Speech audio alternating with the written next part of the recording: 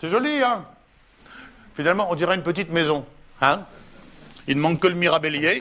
Il faudrait le mettre un petit peu là à côté. Donc on voit bien la toiture, là. C'est amusant d'ailleurs parce que vous savez, quand on demande à quelqu'un quelle est la pente idéale pour une toiture en chaume, la réponse qu'on obtient le plus souvent, c'est « Qu'est-ce que vous voulez que ça me foute ?»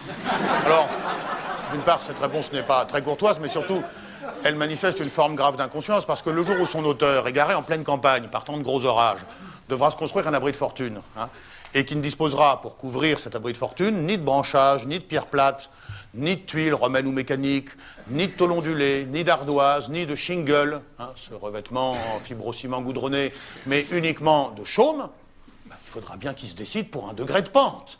Et si ce jour-là, faute de s'être décidé, il se noie dans un torrent de pluie et de boue, après s'être fait tabasser et violer à plusieurs reprises par une bande de bergers avinés, hein, ben, il ne l'aura pas volé.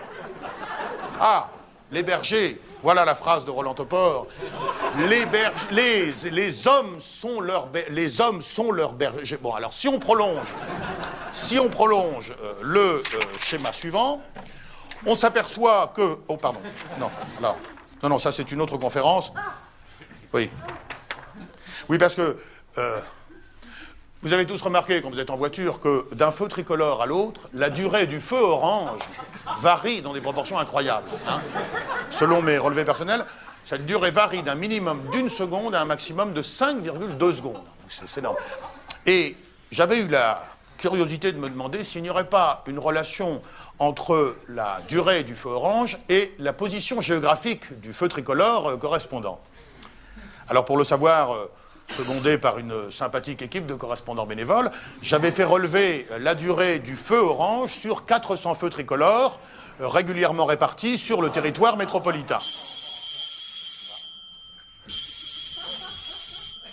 Professeur Rollin ?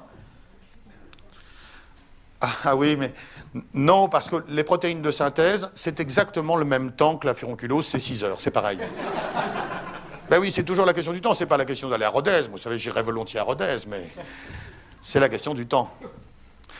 Non, ben je vous en prie, vous avez bien fait. Je dirais peut-être simplement, la prochaine fois, réfléchissez bien à cette question du temps avant de me rappeler. Hein, voilà, d'accord, hein. D'accord, allez, au revoir. Alors, sur la carte que voici, les feux dont l'orange est compris entre 1 et 2 secondes sont indiqués en mauve. Hein. Vous en voyez un, par exemple, ici, dans le secteur de Rodez, ça, en guise de clin d'œil amical à notre correspondant. De 2 à 3 secondes en jaune, hein, en voici un au bord de la mer, ça sent les vacances, comme on dit, enfin bon, bref. En rouge, entre 3 et 4 secondes, en vert, entre 4 et 5 secondes, et en bleu, lorsque l'orange excède 5 secondes. Voilà. Alors, au terme de ce travail, la conclusion se lit d'un seul coup d'œil, hein, c'est ce qu'on pourrait appeler la lecture en diagonale.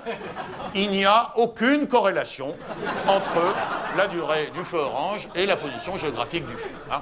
On ne note aucune tendance régionale, hein, ni même locale. Tout se passe comme si ces variations relevaient du hasard le plus absolu. Voilà. Pour la petite histoire, en arrivant à ce constat après 6 mois de travail, la plupart des bénévoles s'étaient effondrés, plus ou moins gravement.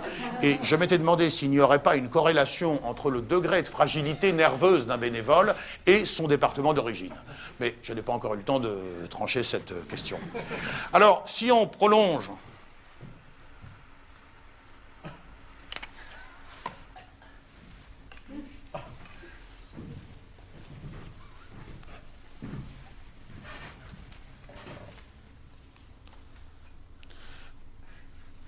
Vous savez, cette histoire de feu orange, ça peut vous paraître dérisoire, surtout par rapport à la progression diagonale, mais il faut se méfier de la hiérarchie convenue du dérisoire. Vous savez, comme je le dis souvent, et je ne suis pas le seul à le dire, il y a aussi peu de chemin du dérisoire à l'essentiel que de la roche tarpéienne au Capitole, et inversement.